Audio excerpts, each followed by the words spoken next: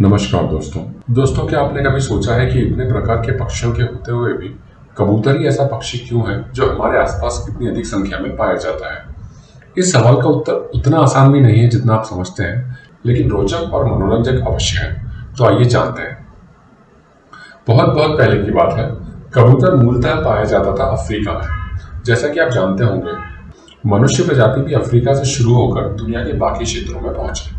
लेकिन कबूतरों के अंदर कुछ विशिष्ट गुण होते हैं जो इसे अन्य पक्षियों से भिन्न और मनुष्यों के उपयोग के लायक बनाते हैं। तो जैसे जैसे मनुष्य ने बाकी क्षेत्रों में सफर किया, तो कबूतरों को भी अपने साथ ले जाने लायक समझा। पहला ऐसा गुण है सेंस ऑफ डायरेक्शन या दिशा का बोध। अर्थात किसी कबूतर को यदि अपनी जगह से विस्थापित कर किसी और स्थान पर ले जाएं, तो वापस छोड़े जाने पर वह पुनः अपने स्थान पर पहुंच जाएगा। इस कारण कबूतरों का उपयोग संदेशों को एक जगह से दूसरी जगह पहुंचाने में किया जाने लगा। दूसरा विशिष्ट गुण है इनका बल। जी हाँ, आपने सही सुना है, इनका बल, जिसके अंदर ऐसे तत्व होते हैं जो इसे खाद के रूप में उपयुक्त बनाते हैं। इसके अलावा कबूतर का उपयोग प्रोटीन के स्रोत के रूप में भी किया जा सकता था। इन गुणों के चलते कबूतर मनुष्यों के लिए बहुत उपयोगी सिद्ध हुआ। लोग अपने साथ कबूतरों को भी अन्य क्षेत्रों में ले जाने लगे। यूरोपियन लोगों को कबूतर इतने प्यारे थे कि जब वे अमेरिका गए तो वहां भी कबूतरों को अपने साथ ले गए। इस प्रकार कबूतर धीरे धीरे विश्व के कई भागों में पहुंचने लगे। लेकिन कबूतर हर क्षेत्र में कैसे बढ़ने लगे?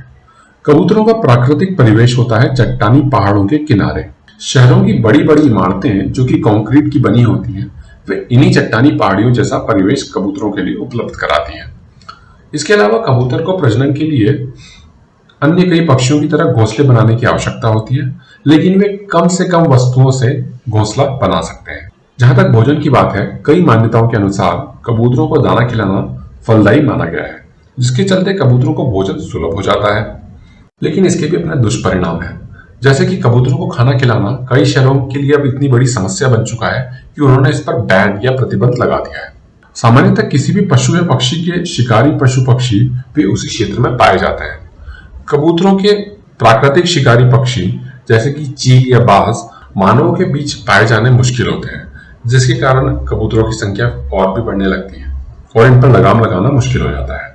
एक कबूतर एक साल में करीब 10 किलो मल पैदा करता है। इसके चलते लोगों की कार, घर, बिल्डिंग्स इत्यादि खराब होते हैं। अमेरिका में कबूतरों ने करीब $1.1 बिलियन का नुकसान किया हुआ है। पिछले कुछ समय से पता चला है कि कबूतर के मल में ऐसे तत्व पाए जाते हैं जिनसे फेफड़ों की बीमारियां हो सकती हैं। तो अगर आप अपने आसपास कबूतरों को पाएं, तो ये निश्चित करें कि आप उसे अपने घर के आसपास अपना घर या घोंसला न बनाने दें। इस प्रकार उनसे होने वाली बीमारियों से आप अपने आप को और अपने परिवार को बचा सकते हैं।